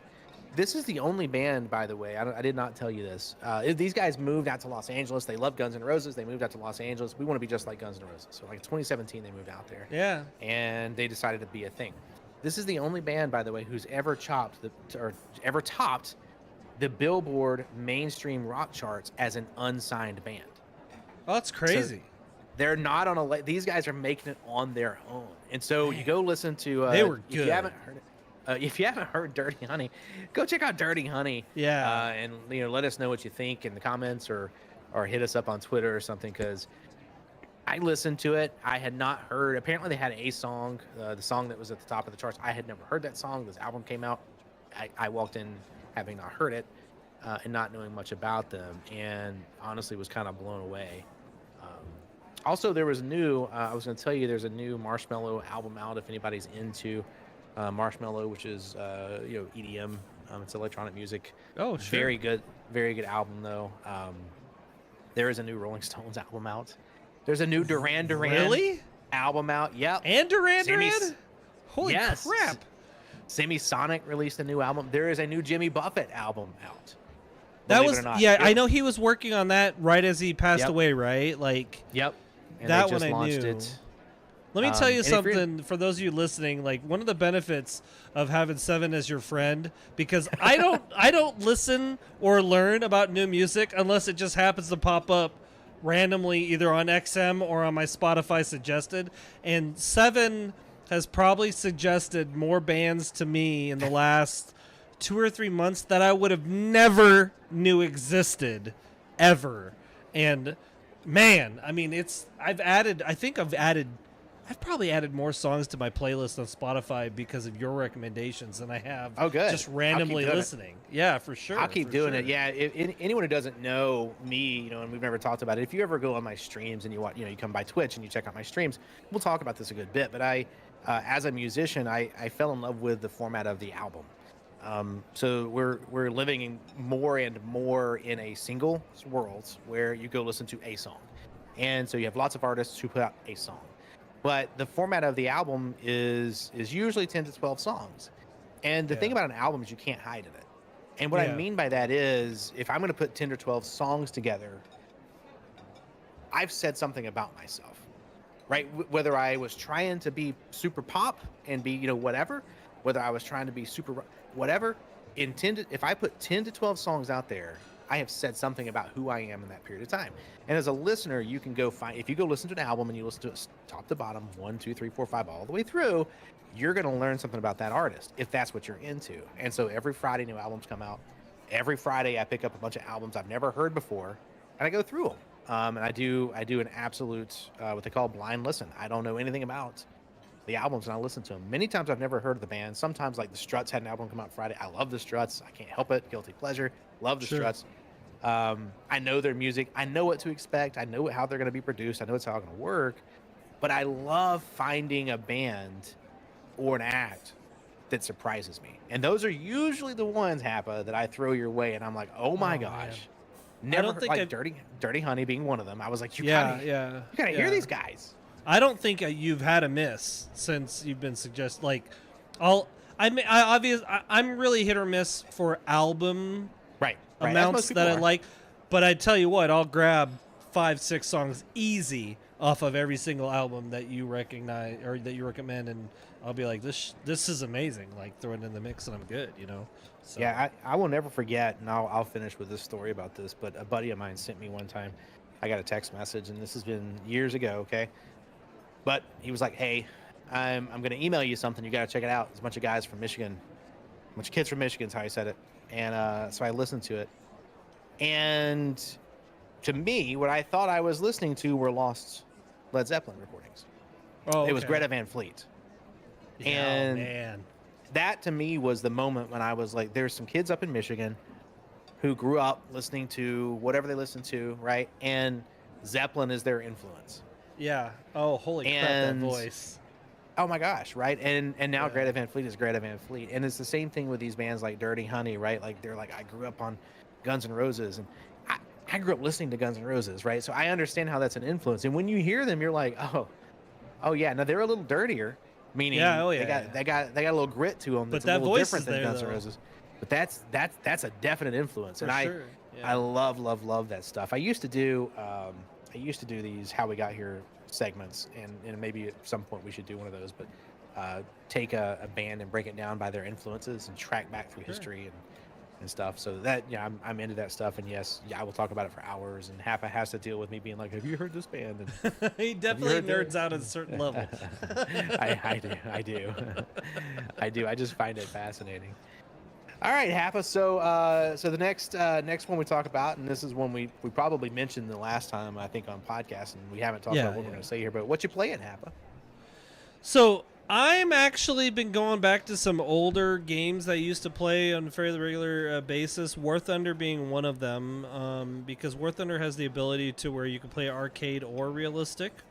And I've been watching some other streamers out there, and I jumped over to realistic. I used to play realistic So first of all, it's a tank, aircraft, or ships you could play, and they put a certain level of realism into it where one shot could kill a tank depending on where you hit them, whatever the case may be. Back in the day when they launched, I think they're 11 years old now. Their birthday was like this past week. I back in the day used to play realistic everything. I got away from it, started playing other titles, but I've come back to them in realistic because I realized when I came back to them recently, I tried playing the higher stuff that I had, and there was just so much. Like, there's just so much going on. Like, you have no idea what you're doing. And so I've kind of picked it back up at the lower levels, and I've actually been having a lot of fun because I love armored gameplay. I love driving tanks through cities or forests or whatever the case may be and engaging other tanks and whatever the case may be. But we've been playing that. I've been playing that some. I think we mentioned it last podcast. We got into playing Ghost Recon Breakpoint. We did. Yeah. Which is, I think that game is years old, 5 or 6 years old, maybe. Yeah. I think 2019 is when it came out, maybe. So actually 4 years. But like the story on it is phenomenal. The voice acting is phenomenal. What's his name? Bernthal. Is it John Bernthal? No, the gentleman that played Punisher. I can't remember his first name, but not John? I can't remember if it's John but he is one of the main villains in the story, and they did a lot of, you could tell. It is John Bernthal. They did a lot of voice capture, and they did a lot of motion capture with the actors in this game, and the story is great. The ability to play with your friends out in this world is phenomenal. So I know Seven and me and Deacon have been playing quite a bit. I think there's a lot of replayability for playing with friends. We've been doing that. And just recently, Warhammer 40k Darktide had a huge update. My brother's been playing the hell out of that, so I've joined him a couple nights in a row with that, and that's been pretty fun. But to be honest with you, there's not a whole lot of games I enjoy playing by myself, just because I'm a social gamer. It's just kind of how I am. I like playing with friends. So, but Breakpoint, Ghost Recon Breakpoint, it's probably on sale still. If you haven't picked it up, it's a great game that you could just play that's for actually an hour or two. Or why we got into it, right? We were talking one night, and I saw this game for sale on Steam, and I was like, I'm going to pick this up. And you were like, well, I've got that game. And Deke's like, oh, I've got that game. So we started playing it, and I'll be honest, we've had some absolutely hysterically fun times playing that game. Just a really well done game. Really, really enjoy it. To me, it's sad because it didn't really take off or win awards or nothing like that. But graphics on it are phenomenal. The gunplay on it's phenomenal. The different stuff you can do to customize yourself is phenomenal. It's just, and it's a huge open world. Like, it's huge. I think to drive from one corner to the next, it literally takes like 45 minutes in a helicopter flying. Yeah. Right. So you could spend hours driving in a vehicle. So or walking.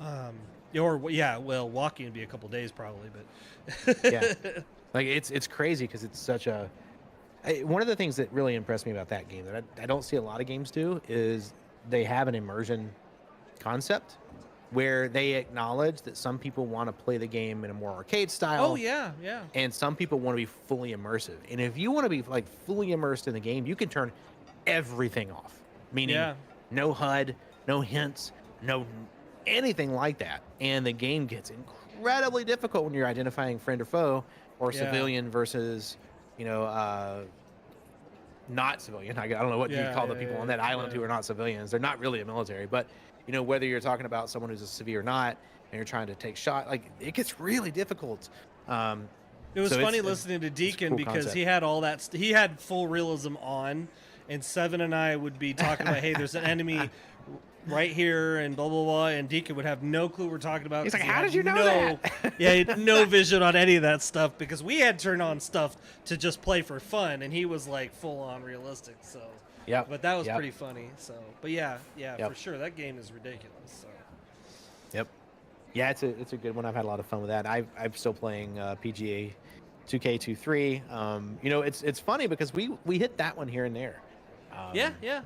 And I picked that up. Y'all picked it up, and it's like occasionally you just like playing around a golf, having a glass of whiskey, playing around a golf, and we have a lot of fun with that. So I will say we've got there's some games out. Cyberpunk 2077 is one of them. Baldur's Gate 3 is out. There, we are living in a time where this could be the golden age for video games. There are, over the past 10 years, we may never see another age like this because we talked about this a couple podcasts ago, but like games got pretty commoditized because the big studios just bought everybody up and they turned into money streams. And we're seeing that break apart again. And we're seeing like these more independent games get bigger because of platforms like Steam and things like that. So, I highly recommend people checking out any of those games or letting us know what you're playing. I'm always open to hear new stuff. I played Dredge not too long ago. Miggs is talking about Galactic Rock. Like I got you and Deacon playing that one night. That's actually pretty fun. Where you're the dwarves and you're mining. That's a pretty fun game too. Yeah, that game is nerve-wracking though. It gets a little stressful depending on what you're trying to follow people out. Like when you got like a time frame to get out of the God, I was just like, someone just let me follow them. I'm getting lost. Hold my hand. Yeah, yes, exactly. Let me just those little leashes. Yep. Backpack. In the mall or whatever. Like it was me. I'm like, take me along, Hapa. It could get a little hectic, but it's fun to play with friends for sure. So yeah, it is fun. Deep Rock Galactic, that's what it was. Deep Rock Galactic. Yeah, Deep Rock Galactic. Excuse me. That's what it was. Yeah. Grab my strong hand. My strong hand. That comment came from chat, and I had to acknowledge it. Take my strong hand, child. Oh, that whole movie is hilarious. Oh, everything about that movie is wrong. That would not fly these days. All right, Hapa. So we've kind of wrapped up our subjects. I think we're a little bit early today. We are a little bit. That's okay. That's okay. We'll live with it. We went long last 2 times, so Yeah. We get paid by the hour in India. So Hapa, we always like to end with and I don't know if you want to do this time, but I'm going to put you on the spot. Yeah. Okay, cool. With Hapa's rules for good living, man. What do you got? Tell us what it is, introduce it, tell us what it is, and then tell us what you got to say, man. I don't know if it's a byproduct. And when I was in the Navy, we used to use make lists for everything. I did start when I was nearing retirement. I kind of made lists for junior sailors, like how can you live as a leader and be successful, and I would make these lists and stuff like that, and I ended up actually morphing that into Hapa's rules, and it literally was my rules for living. Like how do I carry myself, or how do I deal with things from a day-to-day standpoint. Over the last couple episodes, we've read 1 through 30, 1 through 29, something like that. I'm trying to only do about 10 per. I think I'm up to about 75 rules right now, and I'm always adding constantly. So bear with me if I've repeated any, because I don't know if I ended at 30 or ended at 29 last episode. I should probably keep better track of that specifically. But anyway, rule number 30 is give hugs out for free. Shake hands when you meet someone. I've always tried to tell everyone that knew me that I'm a hugger. So even if I meet someone for the first time, I'm a hugger. I tend to hug regardless. It's just a good way to meet people. Some people aren't keen on that, but at least at a minimum, shake hands, right?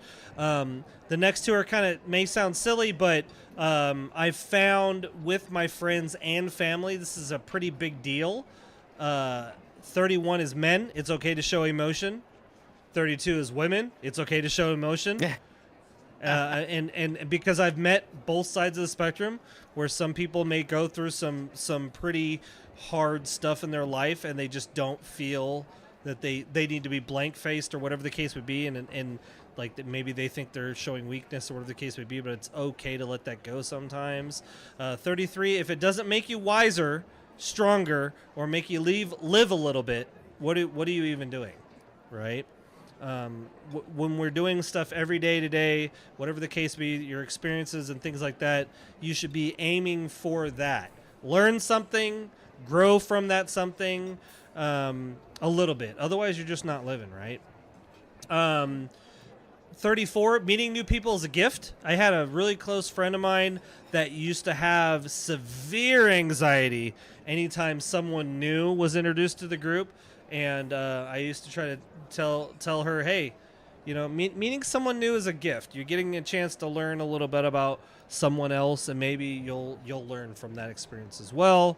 Another big one. This is something that came from my parents, my mom specifically. Community is important. It in today's society, we tend to not even know who our neighbors are, which is just silly to me. Community is important. 36 is you can give without someone taking. It is perfectly okay to give without getting something in return. And I think a lot of people, especially nowadays, again, kind of don't have that idea. Like, why am I giving you something without getting something? I think is kind of a sad state of affairs. 37, success is not a comfortable procedure, right? Most people did not get their success through comfort. Right, you have to break out of your comfort zone a lot of time to succeed. The next one is right along line with that. Be comfortable with being uncomfortable. That's something I used to tell leaders, new leaders, junior leaders all the time. Like, you should be trying to step out of your comfort zone on a regular basis. That's the best way for you to grow and learn and become a better human, right? 39, words do cut, but the value should change depending on the source. I've had friends that didn't care for my level of honesty sometimes. Not that I'm mean, but if you does this dress like make my butt look bigger? I'm not gonna be like, hey, yeah, your ass is huge, but but yeah, sometimes the where the source is coming from is kind of important, right? And number 40 is don't hand out love lightly, right? You should always understand that 4-letter word is probably one of the hardest understood words in your vernacular, and so you shouldn't be just handing it out like it's everybody gets it. But at the same time, love humans, love each other, take care of each other, right? So yeah, that's our 10 for the day. That's 10 good ones, man. Yeah, like I said, they're always growing. It's always growing, the list constantly. Sometimes I get rules from other people, and it just sounds good, and that's what we gotta stick with, right? So, well, those were good. Yeah, those are good. Look at that. We got through everything today. We did. There's no topics left untalked about. There's no topics left untalked about except the coins that the guy found in Italy, which we'll do we need to add that to the next one. Actually, I really like do. It's the article. Did you see the article? Yeah. It's pretty cool. Yeah. Yeah, we won't do that. We won't do that today. So we got through everything today, and we did finish 10 minutes early, which I'll live with it. Like I said. Hey. We do go over sometimes, so good under's okay. We do. I was actually trying to fight us going over. For what it's worth, I try to manage our time. For anyone listening, anyone watching, I try to manage our time, and I've done a poor job of it the past couple times, and we've gone like 10 minutes over. I did another poor job of it, just a different direction this time. So, it's left, right. It's kind of like how I play golf. So, hell yeah. So we'll get there one day. We'll get there. We'll get on the point one day. I always try to tell everyone near the end of every podcast too, and every stream I say the same thing too: is take care of yourselves and take care of each other. Laugh, smile, make someone else laugh, smile. As Seven and I talked about at the beginning of this podcast, grabbing news articles that we're going to talk about has become, over the last couple weeks, increasingly difficult. Because as you guys can imagine, the news is just filled with stuff that is a little bit more inflammatory than we tend to try to want to have our podcast to be. In case you guys don't know, we try to leave politics out of the thing. We try to leave religion out of the thing. We try everything that your family knows you shouldn't talk about at Thanksgiving dinner is what essentially we try to leave out of our podcast and keep it fun and lively. And it's been very difficult as of late. At least for me to you guys, I hope you guys are doing okay. We are rolling into the holiday season, which I know for a fact for many of you, myself included, is not easy to get through mentally and emotionally. But I hope for all of you that you're okay to get through it and you're going to be okay to get through it. As always, if you guys have topics that you want us to talk about, things that you might want us to think about, or questions about topics we talked about, because we often talk about what we talked about last week, just as a recap.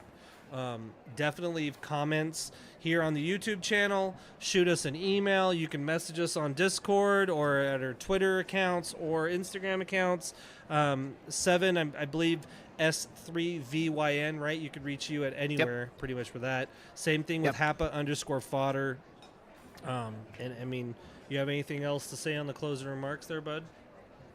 No, I kind of want to reiterate something you said. One of your your points was it's okay to show emotion, right? And there's a lot of people who deal with seasonal depression. Seasonal depression is a real thing. Plus, a lot of times around holidays, if you've lost someone, right, it's even harder. So be that person for someone else, like you were talking about. It's always a good way to end what we're talking about. Be there for each other. Don't be afraid to have the hard conversations. Don't be afraid to have an openness. What I have found, which is interesting, is the more vulnerable you are to people, the more vulnerable they will be to you, and the deeper the relationships will get. So, this is a lot of fun. I will say also, what struck me about the news cycles that you and I were talking about is we're digging around for, really cool stuff like 8 billion-year-old radio signals, right?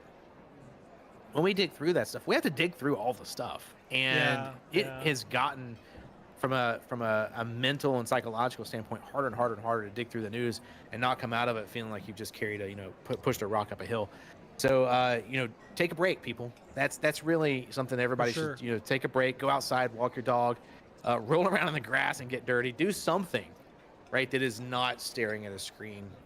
And we're just being pumped full of things right now that it's important to know and be informed, but if there's nothing you can do about it, don't obsess about it. That's huge. Yeah, actually, when you go to step away, actually step away. Don't think about it. And I think a lot of us nowadays, because we're just bombarded on every freaking avenue from TV to social media, definitely mind your own mental health and capabilities, right? Unplug, exactly, Migs. That's probably the best way to put it. Is you got to unplug every time. Go touch some grass. Go enjoy some sunshine. Touch grass, nerd. Yeah, touch grass, nerd. We say that often, right?